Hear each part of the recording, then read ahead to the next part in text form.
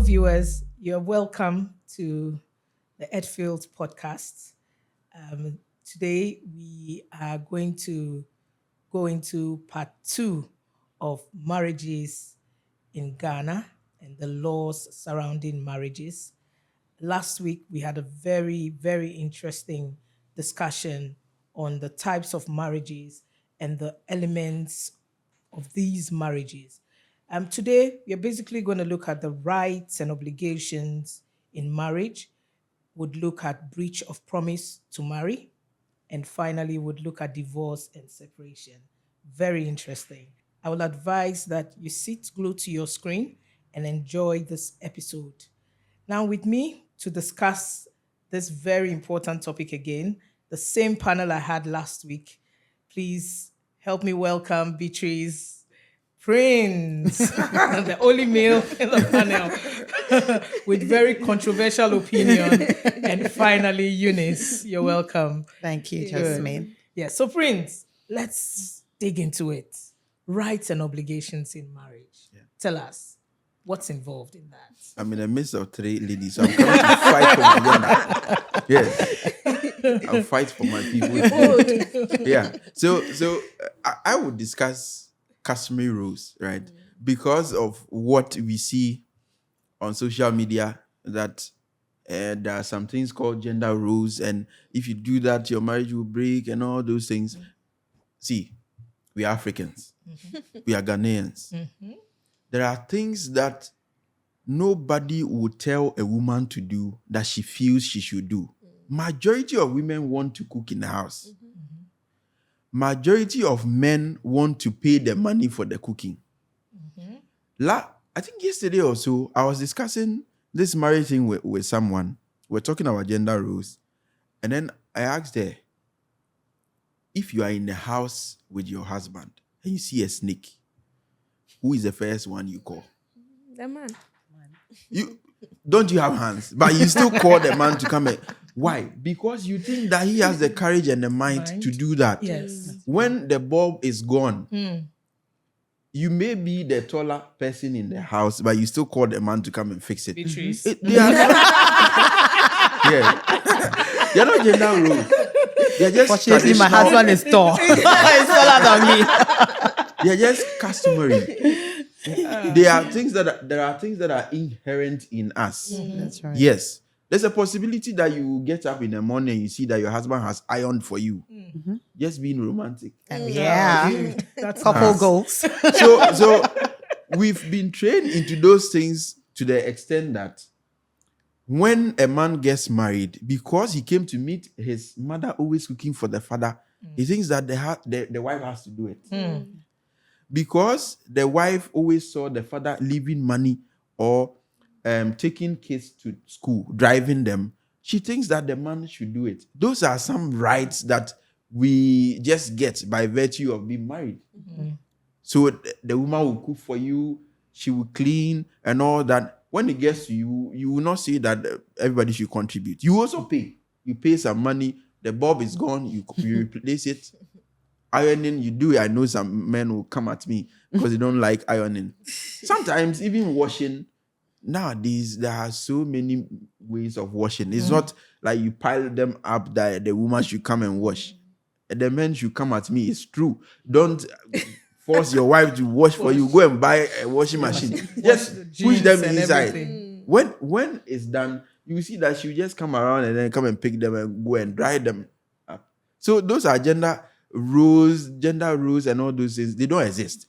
We should be able to differentiate between traditional roles that we saw and accepted from gender roles that people have been forced to do. That, when you are a woman, you are supposed to cook. It's not like that. We just learned it, or let's say they came at us and we accepted them. That's right. Beatrice, that's interesting. Any other rights and responsibilities you can think about? Maybe I should talk about the property, right? Good. Okay, so couples get together. Maybe after a while, they want to acquire property.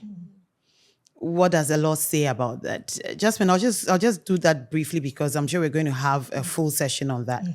But this is what the law says. If the couple acquired that property during the subsistence of the marriage, then we say that both of them own it.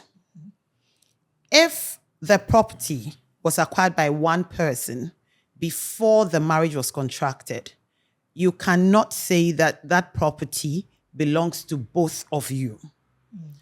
There's another instance. If that property was gifted to one person or the person had it as an inheritance, the other person or the other partner or spouse cannot lay claims to it and insist that it's for both of them. So the law is saying that if the thing was acquired, the property was acquired during the subsistence of the marriage, then it belongs to both of you. And in case, should it happen that you want to go your separate ways, then you would have to somehow, the law will have to determine how to share it. Yes. Interesting. Yes. Interesting. Eunice, any other rights and responsibilities in marriage? I think maintenance too is it's a key aspect. Of that would be marriage. parental in nature, right? Exactly. So kids are involved, and as couples, you need to at least maintain each other. But people have the perception that it's usually. I know Prince is here. The men Allow her to land. that should provide the maintenance. Only the men. men provide the maintenance.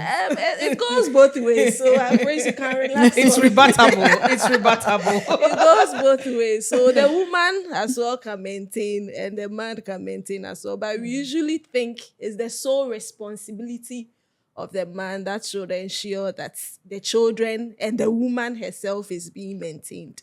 So all these things. Can I add something to what Eunice Sure. is saying? With what Eunice had just said, we should also have it in mind that if the woman can also provide, the men should also be willing to help.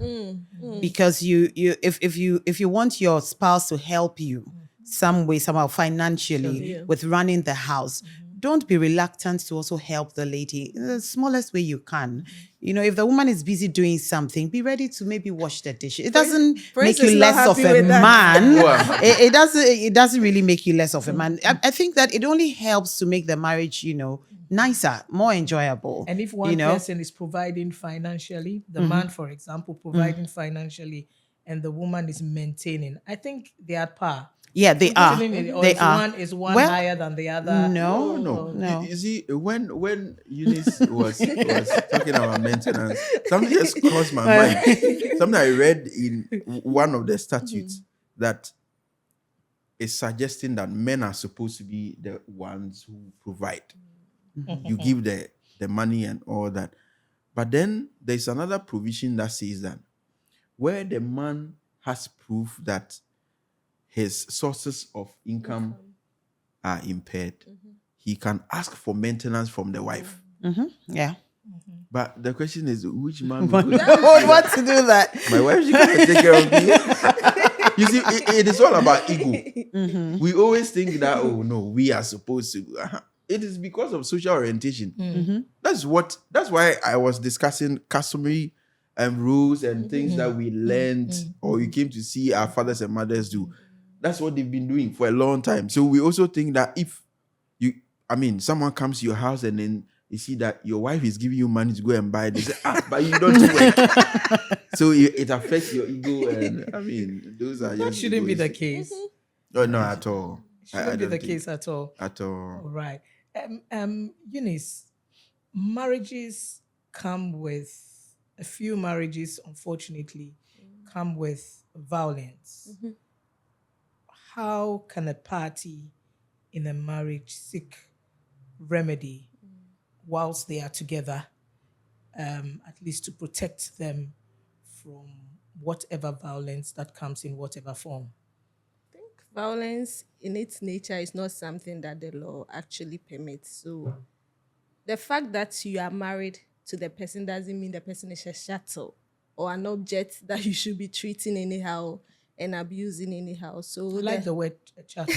Yeah. usually that was the mindset that's what women are. But abuse comes in all forms. Most of the times we think only women are being abused in marriage. And what are the types of abuses? Maybe you should just mention that hitting the so that people can woman. identify. Hitting the woman, maybe hitting the spouse.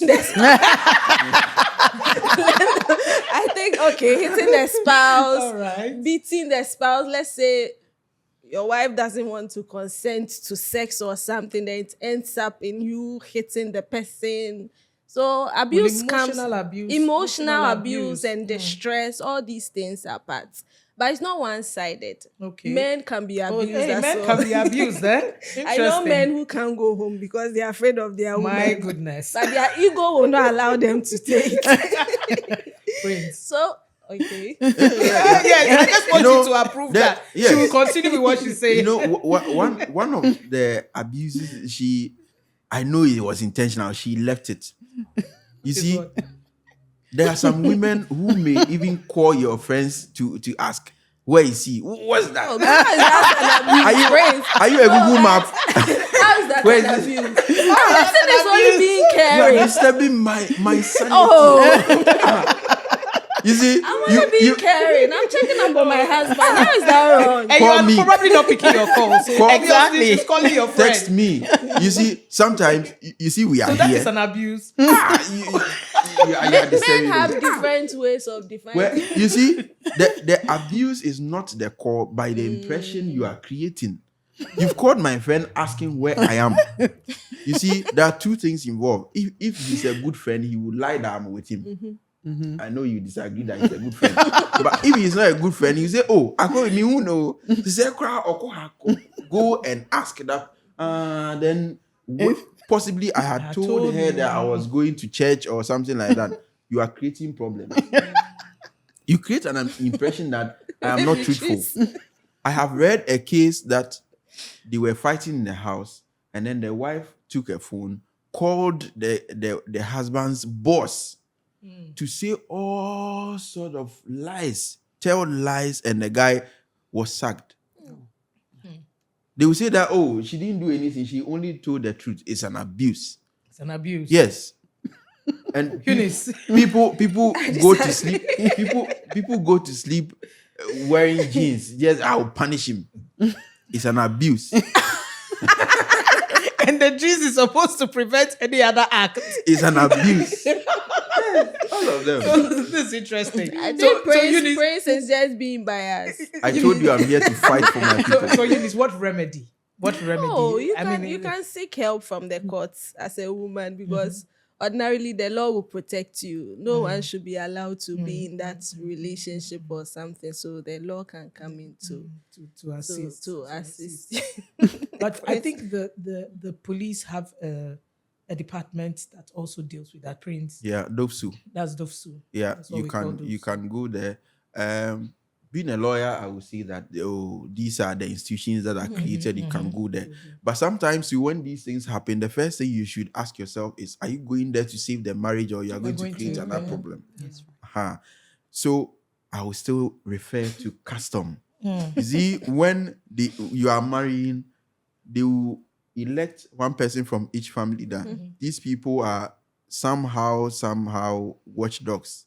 And they are the people who are supposed to mediate when there is a problem. So if the two of you cannot resolve, the next point or the next step to take is not to your pastor, is not to police or court. That's if you want to save the marriage. You go to those people and find solutions.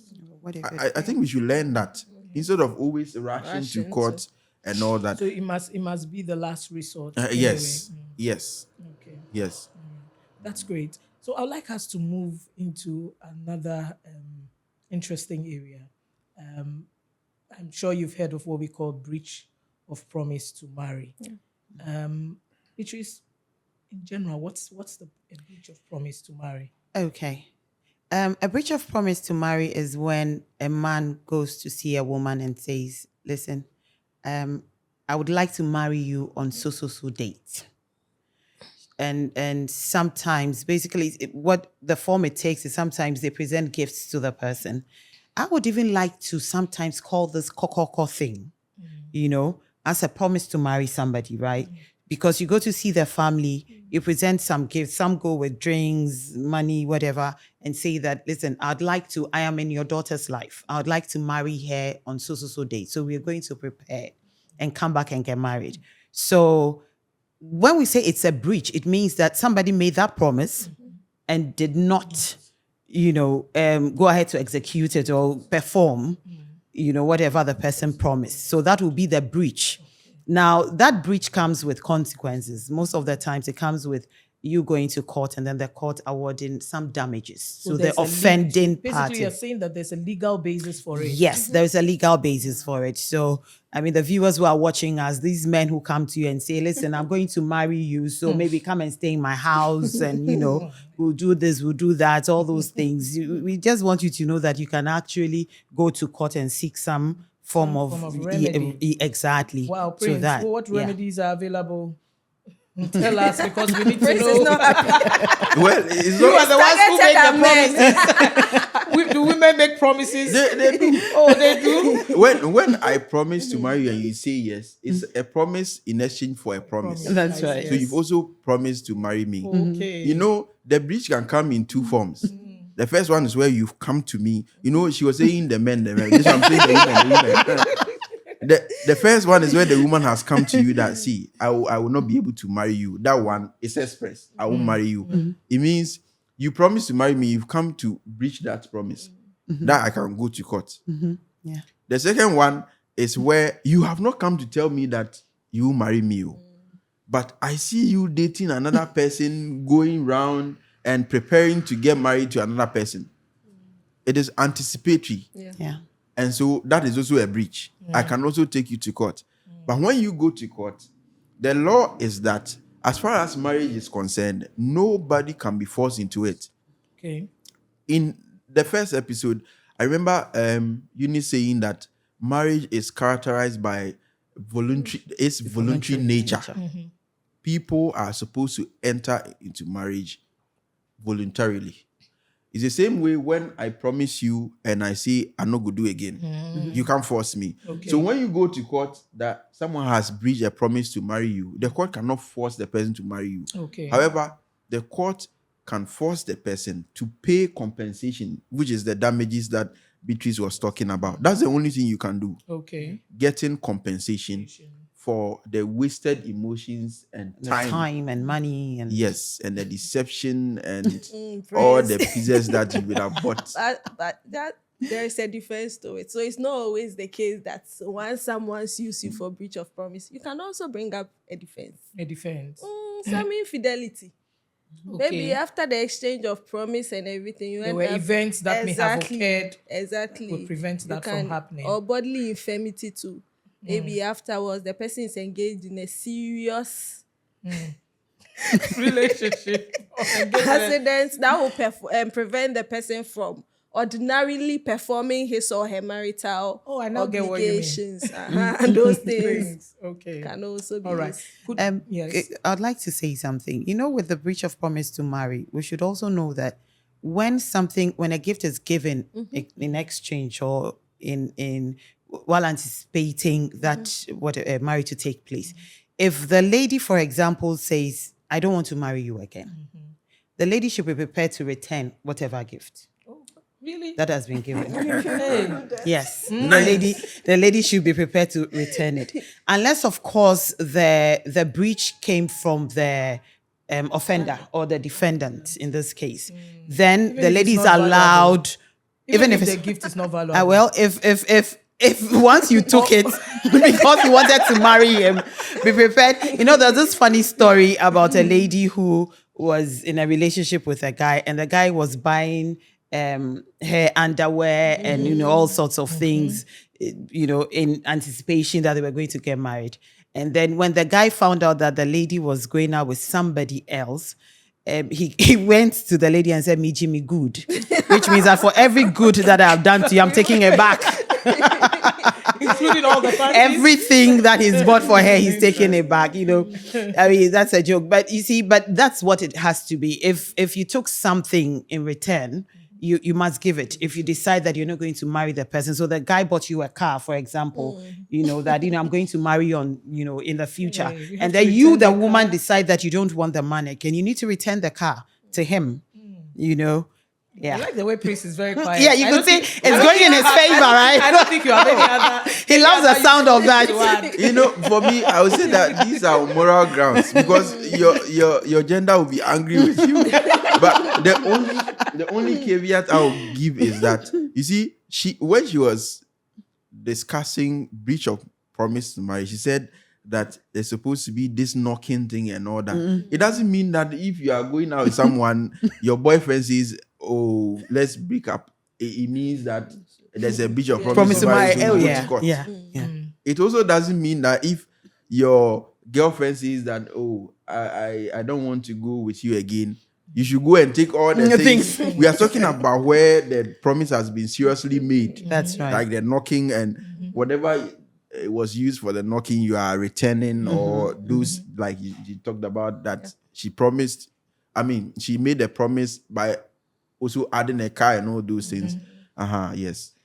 So, breach of promise to marry tainted with fraud.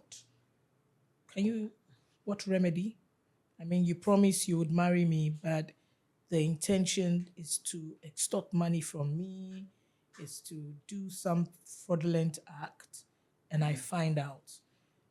What remedy, Prince? So fraud has certain requirements that regardless of it being linked to marriage, you will still have to prove.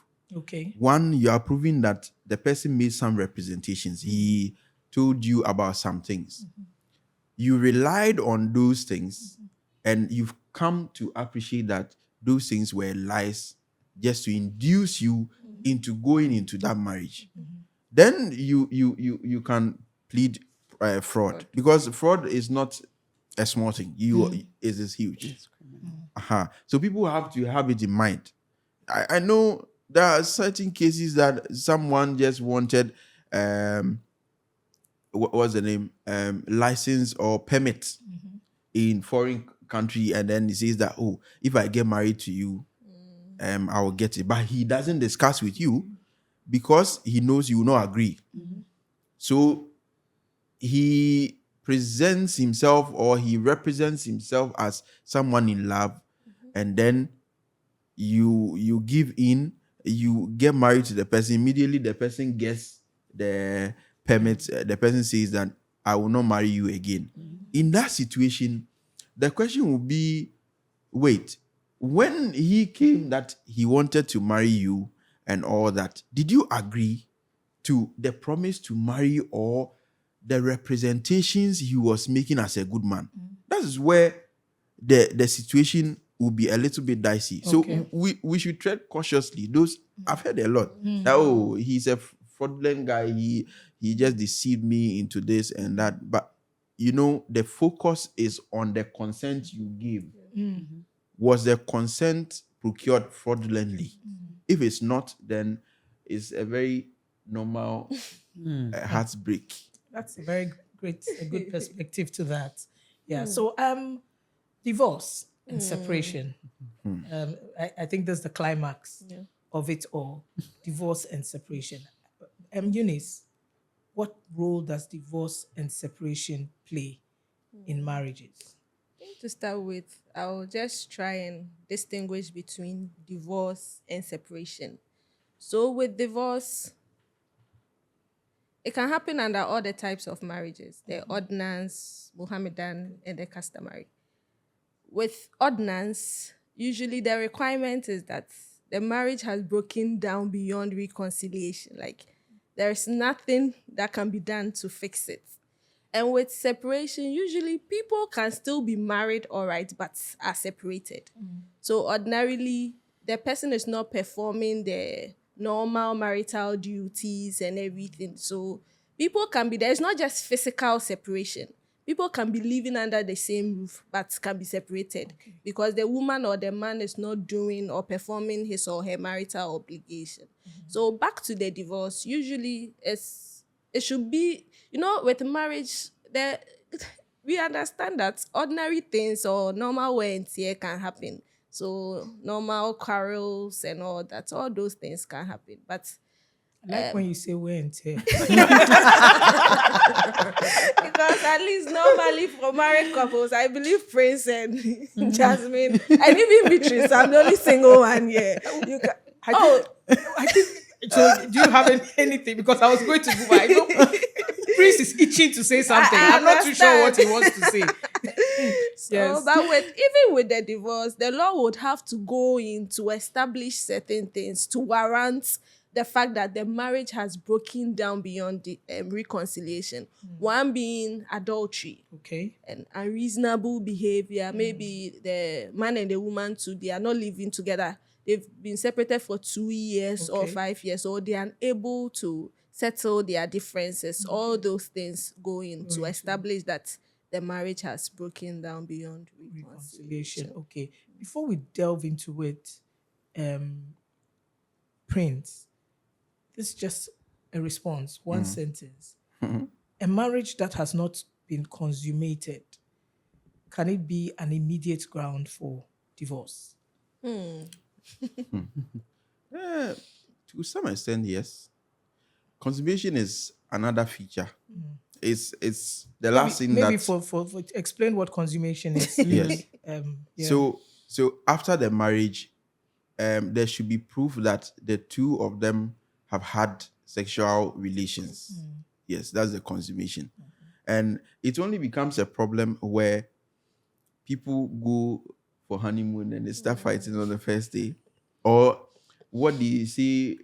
It's called marriage by proxy. People live abroad Yes. and then they send someone to come marry for them, and then the person is just there for a long time. Yes, it can also be Yeah, ground. yes Okay. that the marriage has not been. So in that regard, you are not going for dissolution. Okay. You are going for annulment. Annulment. That Okay. the marriage did not even come to life. Okay. It wasn't completed for us to see that this is marriage. So you want it annulled. So what brings a marriage to life is consummation. So the agreement is done. Then- You go through the formal way and you consume it. Consummate it. Consummate it. Yeah, consummate. So you consummate it, and then it comes alive. Yeah. But if I say consummate, the men will understand it. Yeah. So what other grounds, Beatrice, do we have for Eunice has mentioned Adultery. separation for 2 years, unreasonable behavior, adultery. and then adultery. Is there any other? Is there any other, Prince, Beatrice, you can think about? Well, there are situations where people are married, but they have what we call irreconcilable differences. Okay. They are always fighting. They can't. So in that regard, if you've been married for at least 2 years and the other person agrees that you should divorce, then you can go on that ground that because of that, your marriage has broken down beyond reconciliation. Okay. But if it's 5 years, you can go and say that, see, the marriage has broken down. He has not consented, but me, I'm not going to do again. Beatrice, how do you prove adultery? As a ground. Adultery as a ground. Adultery I as don't a understand why Prince ground. Why do you remove these glasses? Baby, no. Why do I feel like switching to Prince? I'm switching with Beatrice's permission. How do you prove adultery? So there are so many ways of proving it. He wanted to really tackle this. There are so many ways of proving it, but we categorize that into two. Okay. The first one is where you have proof, like readily available proof. You caught the person in the act. You caught the person in the act. Yes. And that is one. The second is where you have not caught the person, but you put pieces together. The women who have now constituted themselves as CID persons, yes. You put pieces together and it comes to a reasonable conclusion that this man has cheated. Yeah. One of it is that those who like going into people's phones and then you see the person chatting with someone, they are exchanging nude photos and all those things. Or two Chinese Africans having a Chinese baby. And they've also That's true, eh? they've also been, you never know, maybe your great grandfather was a Chinese. Exactly. Yes. That's if you believe in reincarnation. Maybe he has come back. You don't know. Or you carry the gene, actually. And there are also situations where you confront the man and then he says that I have done it. Okay. Even though you did not catch him, he has said it, so you can use it. Okay. There are other situations also that you have evidence that the man has impregnated another person, unless the woman says that she's married. In the Bible, Virgin Mary. where the Holy Spirit or whatever spirit came to impregnate that, then you can use it. So those are the only means. Okay. But mere allegations will not Will fly. not fly. Yes. Okay, Beatrice, unreasonable behavior. Okay. That one is the umbrella of it all. Unreasonable behavior takes a lot of forms. This could be, insulting your spouse for no reason. Even if there's a reason, there's an extent to how you do it. Being very abusive, beating, slapping. It could take emotion. It could take physical or emotional forms. Like people maybe. There's so many. Being drunk, being caught drunk every time. You don't sleep at home. Probably you have a second home somewhere and your spouse is always home, Is unreasonable It's behavior behavior. subjective, or it must be what the reasonable man would see?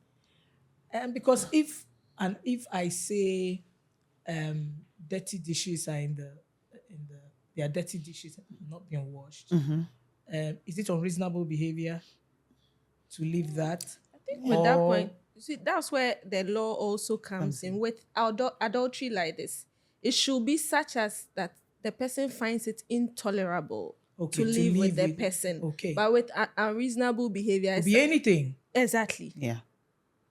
But not the trivial ones. Not the trivial Exactly. one. Not the Not trivial the ones, trivial yeah. ones. Yeah. At least the behavior should be repeated in nature. In nature. Yes, it should be not just once the person didn't wash dishes or once the person didn't come home, and then you want that to form a ground for you to say that I want So it has to be repeated in nature to show that that's the new lifestyle of the person, if you want to put it that And way. even back to what Prince said, I think sometimes people are too quick to get into a divorce. With the part that he said it should be after 2 years.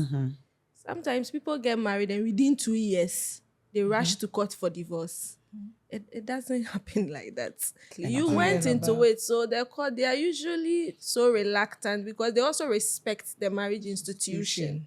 So it's not every single thing, as Beatrice was saying, minor things. Marriages, things happen. So it should work things out sometimes. Yeah.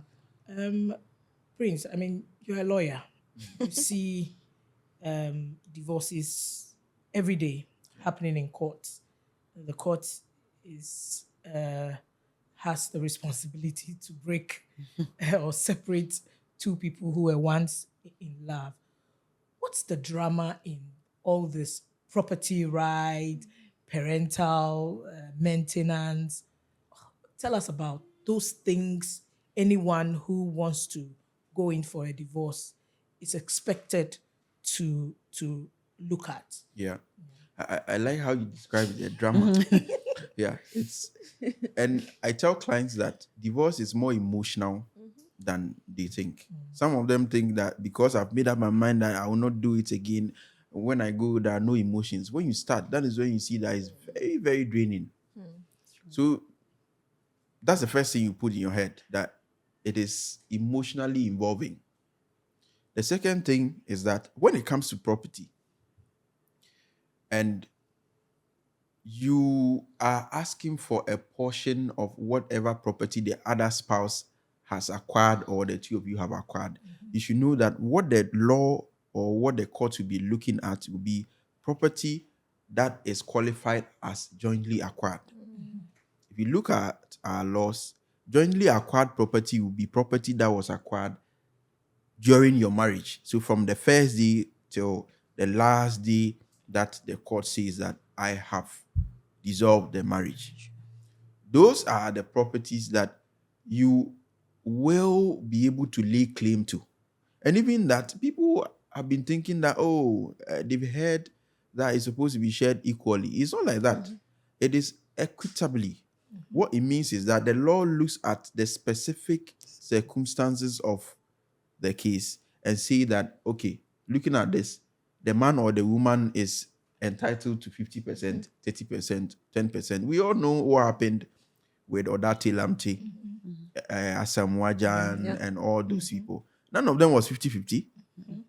Because you don't expect someone to invest everything he has, and then when there is a case like that, because the two of you are going separate ways, he's supposed to lose half of his fortune. It's not going to happen. Okay. But we should also have in our heads that the law does not allow anyone to reduce a person's stature or the person's taste that you have already introduced him or her to, just because you are going your separate ways. Life must go on from where it stopped. Not that it has to be reduced. Okay. So that is about property. Then children. Parents or married people should have in their heads that when you go to court for divorce, the court doesn't really think about you, the spouses, when it comes to the children. Because you are grown people. You can take care of yourself. So the person who needs protection is the child. So we look at only the interest of the child. So we look at the interest of the child, and it will be better preserved and protected by the woman. Then you say that, okay, let's give custody to the woman and then reasonable access to the man. So, for example, if the child is a girl, she's 8 years old. This man, you go to work and then you come home on Friday, you leave Sunday evening. How will you take care of this child? So we give custody to the woman, and then you have reasonable access. Say every 2 weeks, come and see or come and take the child somewhere and then bring her back or bring him back. But you have to pay maintenance. The maintenance, they come in 2 ways. Okay. The first one is where you are paying maintenance whilst the divorce processes are going on in court. That's what they say, maintenance pendente lite. So during the case, you pay.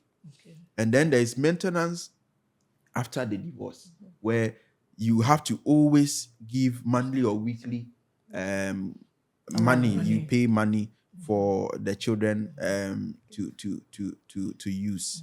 It does not include school fees and money for health. Those things. Those ones you do that. Yeah.